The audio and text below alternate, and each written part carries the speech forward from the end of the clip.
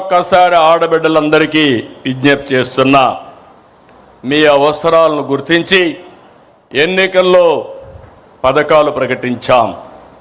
అనేక ఆర్థిక ఇబ్బందులు ఉన్నాయి, మీకు ఇచ్చిన మాట నెరవేరుస్తున్నాం.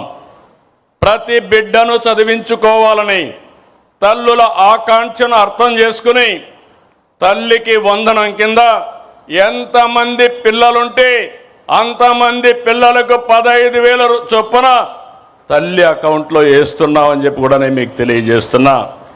విద్య, ఉద్యోగం, ఉపాధికి వెళ్ళే ప్రతి ఆడబిడ్డకు చేయూత ఇవ్వాలని, ఆర్థికంగా వెసులుబాటు ఇవ్వాలని స్త్రీ శక్తి తెచ్చాం.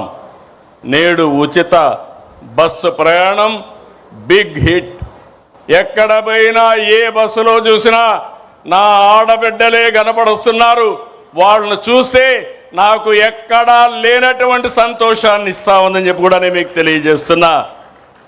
మహిళల వంటింటి కష్టాలు తగ్గించేందుకు నాడు గ్యాస్ కనెక్షన్ ఉచితంగా ఇచ్చాం. నేడు ఉచితంగా 3 సిలిండర్లు సంవత్సరానికి ఇస్తున్నాం. 1,00,000 మంది మహిళలను పారిశ్రామికవేత్తలను చేశాం. మరో 5 లక్షల మంది లక్ష్యంగా పెట్టుకున్నాం. స్వయం ఏపీతో బ్రాండింగ్ కూడా చేస్తున్నాం.